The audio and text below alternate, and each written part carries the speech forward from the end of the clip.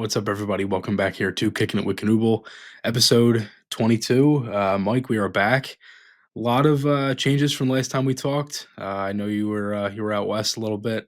A lot of Mhm. hockey stuff we could kind of talk about. But how are things? How you doing? Yeah, good. We're out in Palm Springs there and having a lot of fun. The weather was great.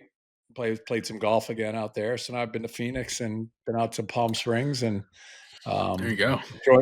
enjoying some of the. Gets long in Michigan, like I said before. You need some heat a little bit, so it's Yeah, nice. It's yeah, nice. It's even though it's about 60. I don't know. It's going to be almost 70 this weekend here, but it's mhm, still nice to get out of here for a little bit. But I missed yeah. a lot of.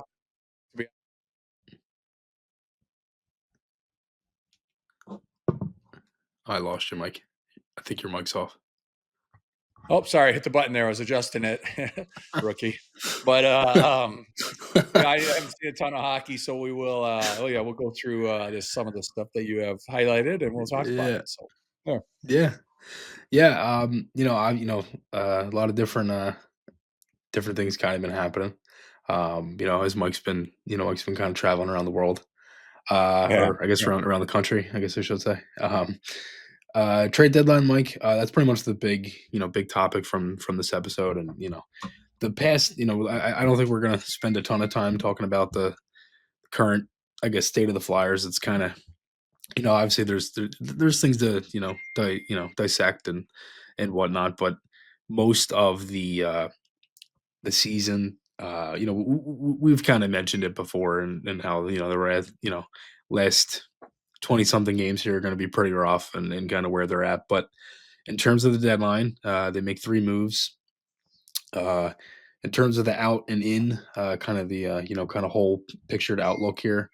So Scott Laughton goes out at 50% retained. Andrei Kuzmenko goes out at 50% retained. Eric Johnson goes to the Avs. They send out a 2025 fourth round pick and a 2025 seventh round pick, and then a 2027 sixth. That goes out. Is there any way you can quiet that? Yeah, no, it's like Sorry. they're texting about tickets. I don't really know. I tried to shut it off my computer. No, I hear you.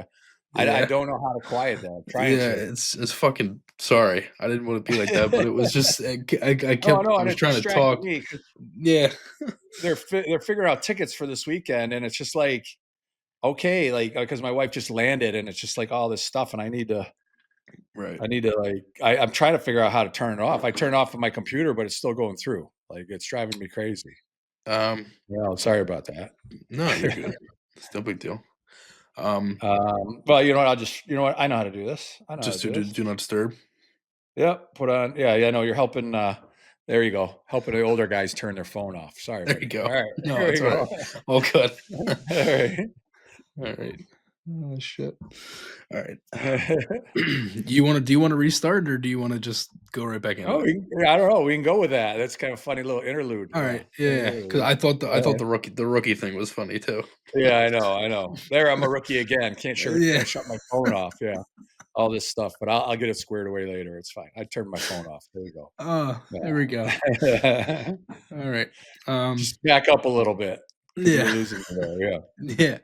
Yeah. Okay, so yeah, Lawton goes out, Kuzmenko goes out, Eric Johnson, a couple picks, Flyers retain some money. Um, Coming in, Nikita Grabenkin from the Leafs, 21-year-old forward from Russia, gonna play in Lehigh Valley. Seems like a pretty, high end prospect for the Flyers. They get a 2027 first round pick, third round pick with the Kings. Giovanni Smith comes in, Mike, who I know you had a couple run-ins with in Grand Rapids, the AHL too. Yep. Um, so yeah, I mean, it's definitely a moves that you want to see at the deadline if you're the Flyers. Like Briere makes a couple moves that are just like you got to sell. You have some assets here, guys like Lawton.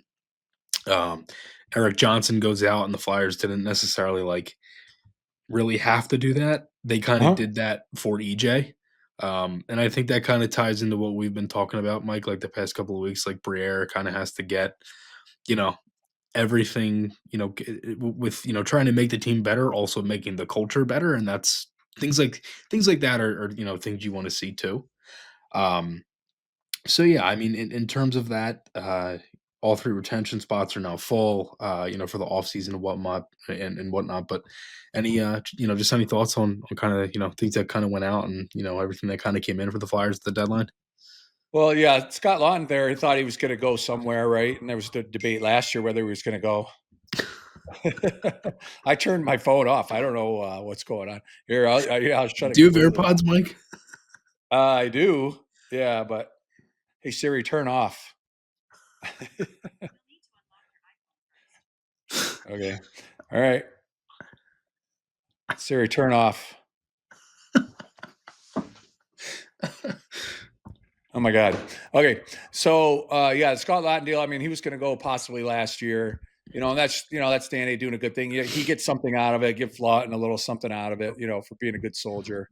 Keep a little bit of money, and then Kuzmenko felt like he wasn't going to be here very long. It felt like from the I don't know, just from the vibe of everything, didn't feel like he was going to, maybe like a pass through, like he was going to set up for another deal. And, um, again, take half his money. All this keeping the money, make sure it makes guys more appealing and easier to get rid of, right? And that was always the spot. Yeah. You had to find somebody to have the money but if you can go 50-50 on it, it certainly, is very helpful in moving a player. And then Eric Johnson's been, a great mentor for guys. And going back to the Avalanche where he played, I think he won a Stanley Cup there and stuff. So Yeah, he did. Yep. it'll be a great addition for them on the depth part, and so I think those are all good, guys to send out. I think they're all, pretty fitting. And then you have Nikita coming in from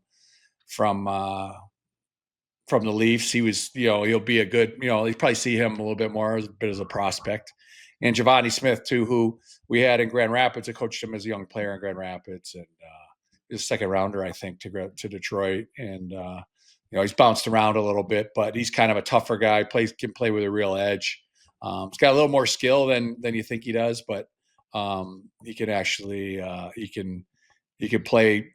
He can play and he can fight a bit. So whether he's up or whether he's in Lehigh, he'll make the guys in Lehigh a little bit stand a little taller for sure. He'll be, and I hope he buys in. And I hope he wants to play there and stuff, and if he does, then he could be a real good help to Ian and the crew down there, and that'll be up to them to kind of hopefully get him on board there, so Yeah. help their No, playoff chances 100%. a lot more. Yeah. Yeah, I mean, as of now, I believe, as we're recording this, I know the Phantoms are in a pretty good spot. It seems like, they've kind of had, like, the past couple of years for them, it's been trying to kind of, I guess the way to put it is, obviously, you want to build, but I, you feel like that they could maybe be a little bit better considering, like, the Flyers have been in a rebuild for a little bit, and it's one of them things like they have to kind of draft and develop guys, and everything goes through the AHL and whatnot, and that's more of like your development and things like that. And they've made the playoffs, and there's been improvement. They made the playoffs a couple years ago, lost in the first round, made the playoffs last year, ended up winning a round. So there's been slight improvements, and they've made the playoffs as of right now. They're pretty much in a dogfight. I mean, they're going to make the playoffs. It just depends on seeding and all that for the end of Yeah. the season. But to get Grabenkin, who adds some skill into your prospect pool and also can go right down there and play in Lehigh Valley and whatnot, and then you have Smith, like you talked about, add some some kind of grit and sandpaper and whatnot, and all those little lingos they kind of describe physical guys and whatnot. So it adds in different areas. In terms of like the off season, like the Flyers are really setting up for a pretty big off season. Like they have, as of right now, it's around like 13 million or so in cap. That's projected. There's like, Mike, I remember a couple years ago we were talking about like, the percentage of goalies and like how much, you want that to be in your cap. They have like almost 15%, almost 20% in dead money retention. Players basically that you are paying to not play in Philadelphia, like Kevin Hayes, Mhm. D'Angelo, Cam Atkinson's another one, like, and Cal Peterson. Like there's all these little things. So like a lot of that money is going to come off, not all of it, but a good chunk. And the next like 2 3 years, you're going to see all that money leave, and then with the way the salary cap's going and all that, like the Flyers are going to have a lot of cap space here. And if there's one thing you've seen in like the recent like championship model, it's been like cap space has been used as a basically as like a player essentially, where like you use that and it's a huge tool. And I know Vegas did really well with that too. But just any thoughts on just like how much salary cap can be used and whatnot, obviously as a on the business side of it. Yeah, I mean, it's it always gets it's sometimes it's a you run your team so long and you don't have all your money, then you get it, and then suddenly there's this pressure that you got to make the right decisions here with it, and it's how do you're gonna have to re-sign some younger guys who played their way up and are up for contracts, and you're gonna have to use it for that, and then try and get a free agent or two to do it. And obviously, as you go through organization's philosophy, like Danny and Keith, they'll have like their you talk about that percentage. They'll be like, okay, here's our split. We need 50% with our forwards, 30 with our D, and 15 with our goalies. Whatever, plus or minus a little bit. You got to try and get to those numbers, and then it gets a little bit difficult, but it is nice for all that money to free up, and it'll be good. You feel like the reins are kind of off a little bit, and then the organization decides, okay, what are our percentages need to be here? How are we going to line this up? What do we feel the best? Do we spend more on defense or a little less on offense or on forwards? And then timing who becomes unrestricted at a certain time, and these Right. days you can let, it's nice, there's no tampering, but, people talk behind the scenes, and you can kind of figure out, if you're starting to target somebody in January, February, you can get a hold of their people, and, there's a lot of little backdoor conversations being had places where you can kind of figure out who you might want to go after and if they'd be interested even in coming. And so, it's exciting time. So, you'd rather have an extra amount of money than trying to worry about every nickel and dime that you have, what you're going to Yeah. do with it. So, then there's pressure with that too, like you said, to make the right decisions and pick the right people. And, it's, that can get a bit stressful too, if you miss on something, and then you're right back in the hole again, right back to Yeah. square one. So, Exactly. And especially too, Mike, when you look at it, it felt like for like 4 years that they had like 600,000 in cap space. Like they just had no yeah, room to do anything yeah, because yeah, you had guys at higher contracts, and you weren't like you didn't move any really like not big name guys, but guys that were like, bigger, you know, just like AAVs and whatnot. And like yeah, obviously yeah. like things are gonna change and guys are gonna come in. Like a couple guys are still on ELCs right now. Mhm. I believe Tyson Forrester's one of them. Like they have a couple Yeah. RFAs and stuff, Cam York. Yep. So like Yep. some of that stuff isn't they're not gonna have all that space going in next year, but it is encouraging to have a good chunk of space. You can still move out guys.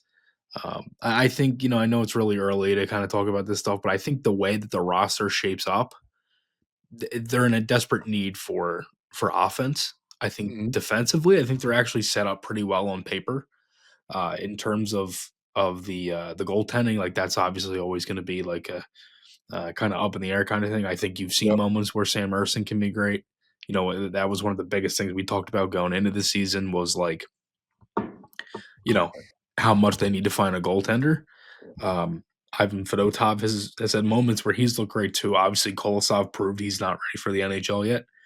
But in terms of the other guys, like you saw moments of greatness, you saw moments of like we really need to save here, and not both these guys aren't giving it to us right now, and like that's kind of been a little bit like the past few games as we record this, and again it's past the deadline, and you got all these different things going on and whatnot, but it's just one of those things where it makes you excited at least for the future, and these games they and might suck to watch the rest of the season, but there's there's definitely hope at the end of the tunnel. It felt like those couple years there it was all just kind of talk and kind of he say she say kind of thing, but now it seems like there's a legit chance that they could really turn this around, and not just like in a couple of years. It seems like as soon as October. Yeah. It Yeah. seems like next season, so it's definitely a different mindset, I think. Well, that's what you hope for. You hope for continued development of your prospects.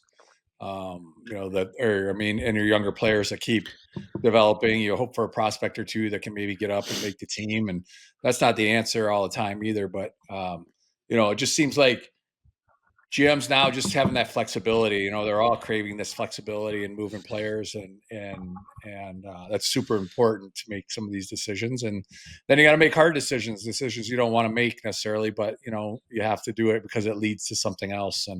And so yeah, it's interesting. It's good. I don't know. Hopefully the guys who are playing there, and I know there's, it's a chance for them to play more and chance for them to help cement their careers. And I hope that players realize that instead of just kind of watch a schedule dwindle a day. I hope some guys try and take advantage of this, and become and keep improving and playing hard every night. And again, these guys who are restricted free agents, they got to be playing for something. You're playing either for a qualifying offer or something above your qualifying offer, or maybe you become pretty valuable and they can trade you in something. But Right. So maybe get a little bounce off that. I know it hasn't gone lately. There's a couple other teams going through these little post Four Nation swoons a little bit, So it's it's I know I turned my whole phone off. I don't even know where this is coming from, but yeah, but it's there's teams going through that little swoon, and hopefully the players play out of it and can Yeah. kind of get there. You're going to win some games, and I don't know. The guys will play hard. You hope so. Yeah. Yeah. One last question I got for you before we get into the rest of the league and some of the other stuff on deadline day.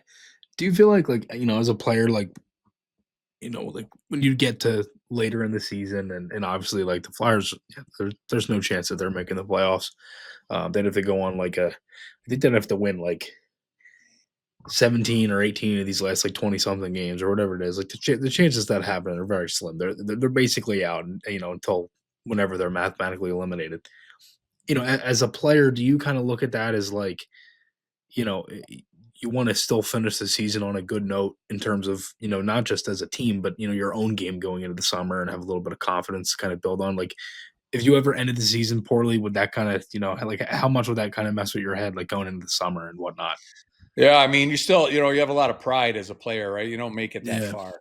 You don't make it that far to the NHL without having a lot of pride and playing through a bunch of crap, right? And Right. when stuff's not going good, or something looks bad, or the team's bad, you still got to play it. I mean, you learn that pretty quick. So that's embarrassing if you go down like that. First of all, it's super embarrassing and just not a good look for your reputation, and it's kind of unacceptable amongst your teammates.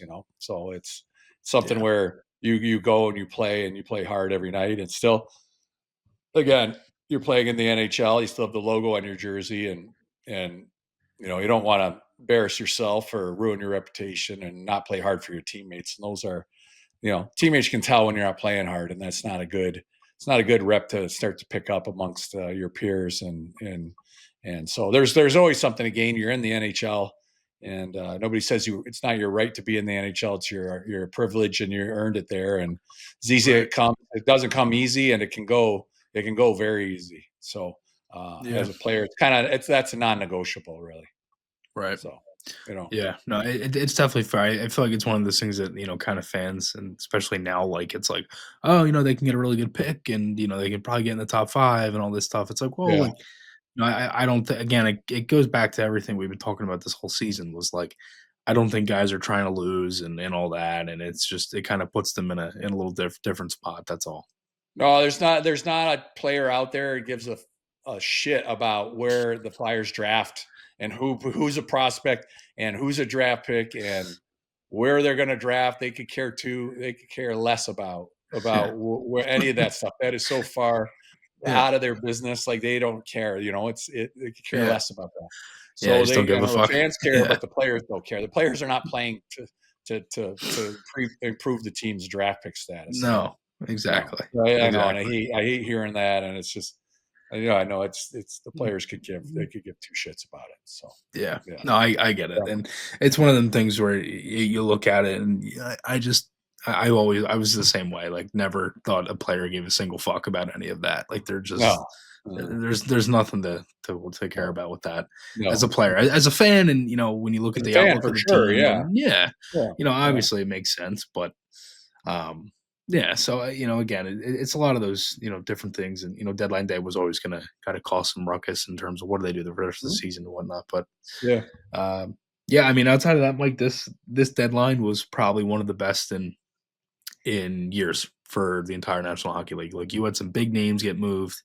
Kind of a crazy day. I'm Yeah. not sure how much of it you saw live because I know you were in California, but um, the Avalanche, they load up with Brock Nelson. Eric Johnson goes back. They get Charlie Coyle and Ryan Lindgren. The Lindgren trade was a few days before, but they added a ton. Mikko Rantanen gets traded again. A Yep. sign and trade with the Dallas Stars, an 8-year deal. Brad Marchand goes to Florida. That was crazy. Obviously, Leafs, they get Laughton. Like we talked about, also get Brandon Carlo. Sabres and Senators, they swap with Cousins and Norris. Jets, one of the best teams in the West. They add up with Brandon Tanev. He comes back to Winnipeg. They get Luke Shen. Caps didn't do anything. They didn't do anything too crazy. I think they got Anthony Beauvillier from Pitt. They were, Yeah. as of right now, they're them and Winnipeg are the 1 and 2 teams. I know your Red Wings. They didn't do much. Got No. Peter Mrazek.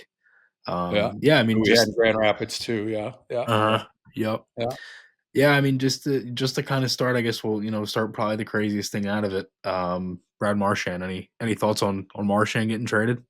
No, I mean, yeah, um, he had a lot of positive stuff to say about Don Sweeney and the Bruins, and obviously he should, And I thought we had an alumni thing there a year ago, and he was really good. I thought as a captain. I mean, I think it's a great run, and and here's a chance for him to go do it again. To go have another great run in another spot. So I mean, the guy, he's going to be a retired number there.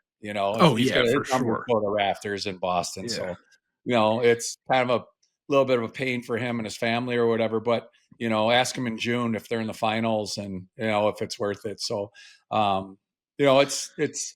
I'm sure the city of Boston's sad to see. I know they played the other night. I think he's out, right? Like I think he's injured a little bit, yeah, so he's he didn't hurt. play. Yep. Yeah, he didn't play. So, it'll work itself out. But yeah, that certainly makes them a lot. If they were in the top, top 5 of teams that were going to win, that probably jumps them up to the top 2 or 3 to win this whole thing. So, Yeah, for um, sure. and he's just got to go out. He doesn't have to carry the load there. It's kind of Kachuk's team.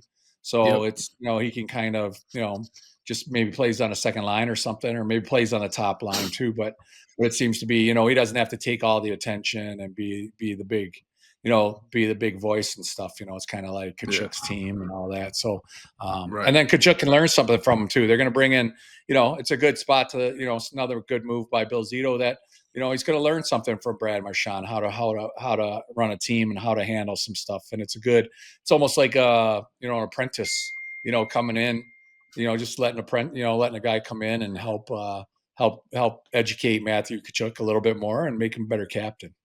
Yeah. Yeah, Yeah. it's crazy. Like the last 3 years, the Panthers have added 3 captains to their team.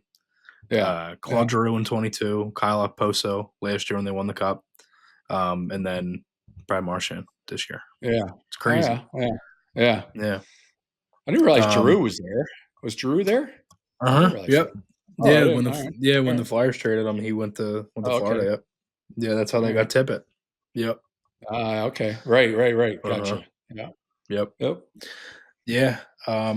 Yeah, and then there's that obviously, and Marchand's in Florida, and then Mikko Rantanen. That whole thing was nuts. I'm curious. I'm curious. Like, have you ever seen anything like that where a guy gets traded twice in one season, doesn't expect it, and then like it's a sign and trade, and then it's like I think like for me looking at it, it's like if you're the Hurricanes, like if you're making that deal the first time, you got to have an idea if that guy's going to sign there.